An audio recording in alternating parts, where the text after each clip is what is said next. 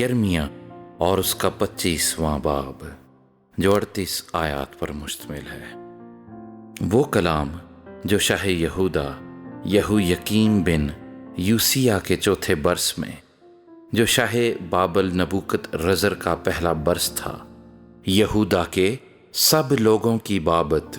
یرمیہ پر نازل ہوا، جو یرمیہ نبی نے یہودا کے سب لوگوں اور یروشلیم کے سب باشندوں کو سنایا اور کہا کہ شاہ یہودا یوسیہ بن امون کے 13ویں برس سے آج تک یہ 23 برس خداوند کا کلام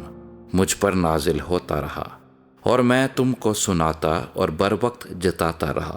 پر تم نے نہ سنا، اور خداوند نے اپنے سب خدمت گزار نبیوں کو تمہارے پاس بھیجا، اس نے ان کو بر وقت بھیجا، پر تم نے نہ سنا اور نہ کان لگایا۔ انہوں نے کہا کہ تم سب اپنی اپنی بری راہ سے اور اپنے برے کاموں سے باز آؤ، اور اس ملک میں جو خداوند نے تم کو اور تمہارے باپ دادا کو قدیم سے ہمیشہ کے لیے دیا ہے بسو، اور غیر معبودوں کی پیروی نہ کرو کہ ان کی عبادت و پرستش کرو، اور اپنے ہاتھوں کے کاموں سے مجھے غضبناک نہ کرو، اور میں تم کو کچھ ضرر نہ پہنچاؤں گا۔ پر خداوند فرماتا ہے، تم نے میری نہ سنی، تاکہ اپنے ہاتھوں کے کاموں سے اپنے زیان کے لیے مجھے غضبناک کرو۔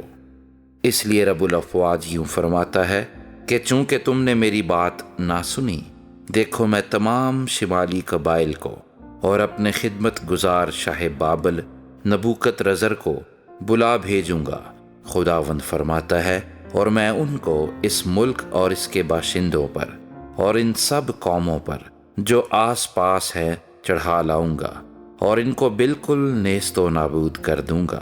اور ان کو حیرانی اور سسکار کا باعث بناؤں گا، اور ہمیشہ کے لیے ویران کروں گا۔ بلکہ میں ان میں سے خوشی و شادمانی کی آواز، دلہے اور دلہن کی آواز، چکی کی آواز اور چراغ کی روشنی موقوف کر دوں گا، اور یہ ساری سرزمین ویرانہ اور حیرانی کا باعث ہو جائے گی، اور یہ قومیں 70 برس تک شاہ بابل کی غلامی کریں گی۔ خداوند فرماتا ہے، جب 70 برس پورے ہوں گے تو میں شاہ بابل کو اور اس قوم کو اور کسدیوں کے ملک کو ان کی بد کرداری کے سبب سے سزا دوں گا، اور میں اسے ایسا اجاڑوں گا کہ ہمیشہ تک ویران رہے، اور میں اس ملک پر اپنی سب باتیں جو میں نے اس کی بابت کہیں، یعنی وہ سب جو اس کتاب میں لکھی ہیں، جو یرمیہ نے نبوت کر کے سب قوموں کو کہہ سنائیں، پوری کروں گا، کہ ان سے، ہاں انہی سے بہت سی قومیں اور بڑے بڑے بادشاہ غلام کی سی خدمت لیں گے۔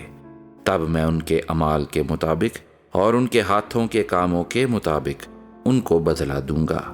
چونکہ خداوند اسرائیل کے خدا نے مجھے فرمایا کہ غضب کی مے کا یہ پیالہ میرے ہاتھ سے لے، اور ان سب قوموں کو جن کے پاس میں تجھے بھیجتا ہوں پلا، کہ وہ پئیں اور لڑکھڑائیں، اور اس تلوار کے سبب سے جو میں ان کے درمیان چلاؤں گا بے حواس ہوں۔ اس لیے میں نے خداوند کے ہاتھ سے وہ پیالہ لیا، اور ان سب قوموں کو جن کے پاس خداوند نے مجھے بھیجا تھا پلایا، یعنی یروشلیم اور یہودا کے شہروں کو اور اس کے بادشاہوں اور امراء کو، تاکہ وہ برباد ہوں اور حیرانی اور سسکار اور لعنت کا باعث ٹھہریں جیسے اب ہیں۔ شاہ مصر فرعون کو اور اس کے ملازموں اور اس کے امراء اور اس کے سب لوگوں کو اور سب ملے جلے لوگوں اور اوز کی زمین کے سب بادشاہوں اور فلسطینیوں کی سرزمین کے سب بادشاہوں اور اسکلون اور غزہ اور اکرون اور اشدود کے باقی لوگوں کو، ادوم اور مواب اور بنی امون کو، اور سور کے سب بادشاہوں اور سیدا کے سب بادشاہوں اور سمندر پار کے بحری ممالک کے بادشاہوں کو، ددان اور تیما اور بوز اور ان سب کو جو گاؤ دم داڑھی رکھتے ہیں، اور عرب کے سب بادشاہوں اور ان ملے جلے لوگوں کے سب بادشاہوں کو جو بیابان میں بستے ہیں، اور زمری کے سب بادشاہوں اور ایلام کے سب بادشاہوں اور مادی کے سب بادشاہوں کو اور شمال کے سب بادشاہوں کو جو نزدیک اور جو دور ہیں ایک دوسرے کے ساتھ، اور دنیا کی سب سلطنتوں کو جو روئے زمین پر ہیں، اور ان کے بعد شیشک کا بادشاہ پیے گا۔ اور تو ان سے کہے گا کہ اسرائیل کا خدا رب الافواج یوں فرماتا ہے کہ تم پیو اور مست ہو اور کہہ کرو اور گر پڑو اور پھر نہ اٹھو